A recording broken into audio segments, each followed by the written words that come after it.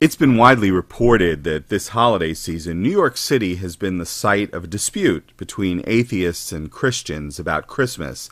If one has reason to travel through the Lincoln Tunnel that connects New York City and New Jersey, on the New Jersey side, one will encounter a billboard sponsored by the American Atheists, which declares, quote, "You know it's a myth. This season, celebrate reason." On the New York City side of the tunnel, one will encounter a billboard sponsored by the Catholic League, which declares, quote, "You know it's real. This season, celebrate Jesus." Now, while there's been a lot of carrying on about this, much of it silly and superficial, the battle of the billboards does implicate a serious question worth exploring. When was Jesus born? What do we know about this, and how do we know it? If, as the Catholic League and many other Christians proclaim, we know that Jesus' birth and the events purported to have surrounded it are real, among the questions one should ask and be able to get answered is, when did it all happen? The New Testament contains two narratives purported to be accounts of Jesus' birth and the events surrounding it, one in the Gospel of Matthew, the other in the Gospel of Luke. The Matthean narrative declares, quote, "The birth of Jesus Christ happened this way."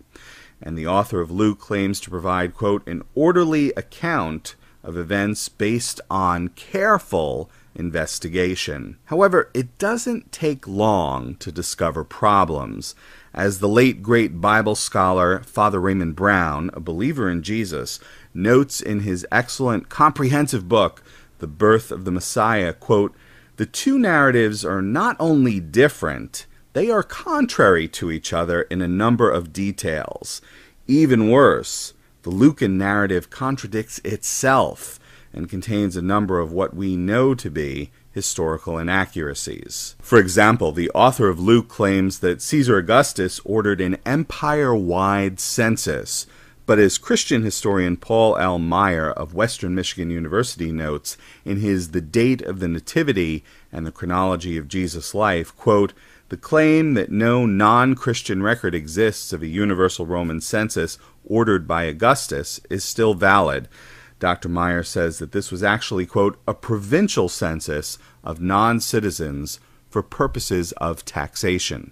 Father Brown says, with some scholarly understatement, quote, "Close analysis of the infancy narratives makes it unlikely that either account is completely historical."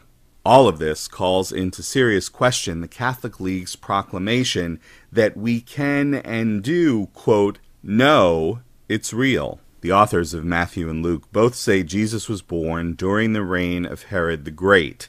Now, Herod the Great reigned from 34 BCE until his death in 4 BCE. As Father Brown notes, quote, "According to our best information, Herod died in March or April 4 BC. Matthew suggests that Jesus was born at least 2 years before Herod's death, in about 6 BCE. So the Matthean narrative has Jesus born in 6 BCE.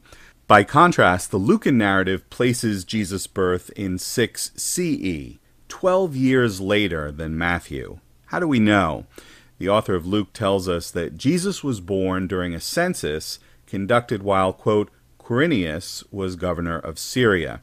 As Father Brown notes, quote, "Publius Sulpicius Quirinius became governor of Syria in AD 6 and conducted a census of Judea, not of Galilee, in AD 6 to 7. Dr. Meyer says, quote, "The one recorded tenure of Publius Sulpicius Quirinius as governor of Syria and the census he administered in Judea dates to AD 6, a decade after the death of Herod the Great." In addition to the problematic difference of 12 years between Matthew and Luke, the Lucan narrative contradicts itself by placing Jesus' birth both in the days of Herod and 10 years after Herod died.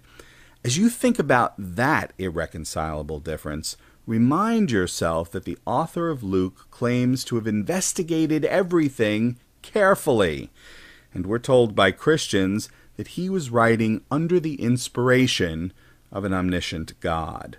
Why didn't the omniscient Christian God let the author of Luke know that Herod was dead 10 years before Quirinius and his census? In any case, this is the mess that the Bible's allegedly careful investigation and divine inspiration have produced. Now, those who worship at the altar of biblical inerrancy have come up with lots of different and often very creative tales designed to make these date problems go away. As I show in my two-part series, Quirinius, Where Art Thou? Link in the description box, such apologetic efforts fail. Matthew and Luke disagree about when Jesus was born, and, worse yet, Luke disagrees with itself. With respect to the historicity of the New Testament, apologists often claim we actually have better sources for the life of Jesus of Nazareth than we do for most of the major figures of antiquity. Once again, here's what these, quote, better sources provide on the question of when Jesus was born. So, when was Jesus born? The only answer we can give is, assuming he was born at all, we don't know when. The Catholic League's assertion to the contrary notwithstanding. Merry Christmas, everyone.